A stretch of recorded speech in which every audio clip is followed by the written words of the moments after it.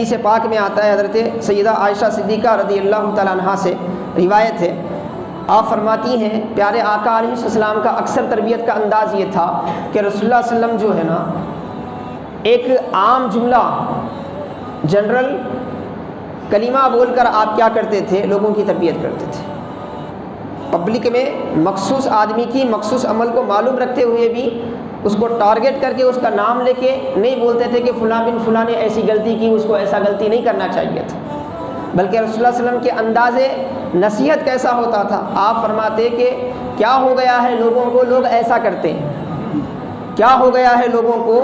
لوگ اس طرح کرتے ہیں، کیا لوگوں کو ایسا کرنا چاہیے؟ یعنی آپ اس گناہگار کی شخصیت کو نہیں ابھارتے تھے، بلکہ اس کے اندر کی انداز گناہ کو ابھار کر اس کی مذمت کرتے تھے۔ اس سے کیا ہوتا، لوگ جو اس گناہ کے برائی کے بارے میں نہ آشنا ہیں وہ بھی اس سے آشنا ہو جاتے، اور جو اس برائی میں مبتلا ہے وہ بھی متنبہ ہو جاتے، وہ بھی متنبہ ہو جاتے۔ جن کی اصلاح مقصود ہے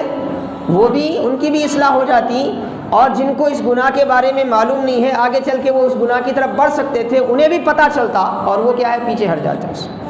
پیچھے ہٹ جاتے۔ یہ پیارے آقا علیہ السلام کا معمول تھا۔ صحیح مسلم کی ایک روایت ملتی ہے، کچھ صحابہ اکرام میں شوق پیدا ہوا کہ بھئی اور بھی رسول اللہ صلی اللہ علیہ وسلم کے بارے میں معلوم کریں، ہم آقا علیہ السلام کے معاملات کیا ہیں، آپ گھر میں کیسے رہتے ہیں، گھر کے باہر تو ہم دیکھتے ہیں مسجد نبوی میں ہیں، صحابہ کی مجلسوں میں ہیں، ہمیں معلوم ہے گھر کے اندرونی معاملات رسول اللہ صلی اللہ علیہ وسلم کے کیسے ہیں، تاکہ ہم اس کی پیروی کریں۔ مختلف ازواج مطہرات رضی اللہ عنہن کے مکانات پر وہ گئے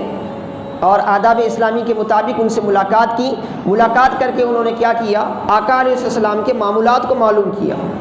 رسول اللہ صلی اللہ علیہ وسلم گھر میں ہیں تو گھر میں آقا علیہ السلام کا معمول کیا ہوتا ہے، آقا علیہ السلام کیا کرتے ہیں۔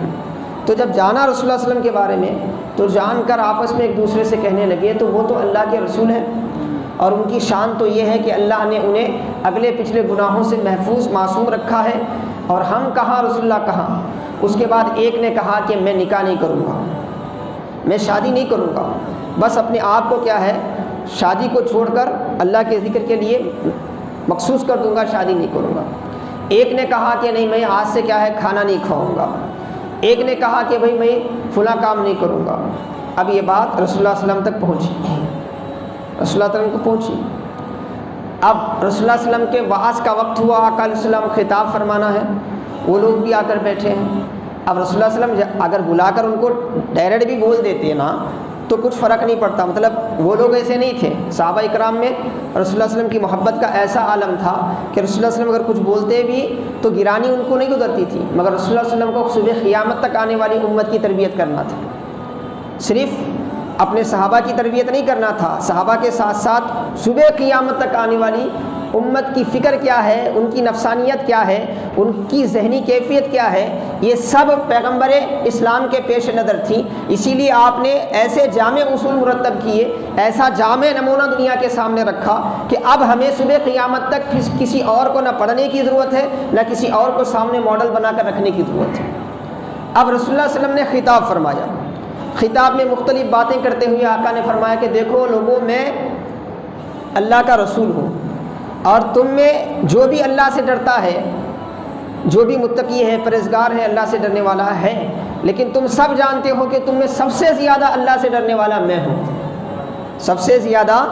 اللہ سے ڈرنے والا میں ہوں، سب سے زیادہ پرہیزگار میں ہوں، سب سے زیادہ خیر کے معاملات کرنے والا میں ہوں، اور میں نے شادی بھی کی ہے، میں تجارت بھی کرتا ہوں، میں جب روزہ رکھنا ہے روزہ بھی رکھتا ہوں، جب کھانا کھانا ہے کھانا بھی کھاتا ہوں، اور راتوں میں سوتا بھی ہوں، پھر عبادت کے لیے جاگتا بھی ہوں۔ اپنے آپ کو پیش فرمایا،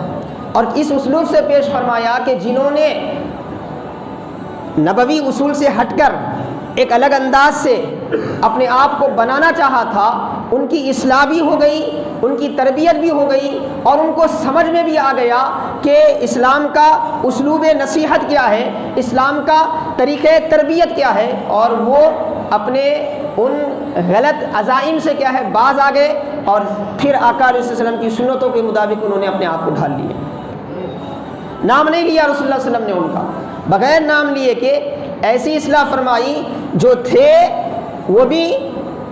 آراستہ ہو گئے، متنبع ہو گئے اپنی غلطیوں سے، جو آگے چل کر اس غلطی کا امکان تھا کہ ان سے یہ غلطی ہو، ان کی بھی کیا ہے سد باب ہو گیا، ان کی بھی تربیت ہو گئی۔ یہ رسول اللہ صلی اللہ علیہ وسلم کا انداز اسلوب تھا۔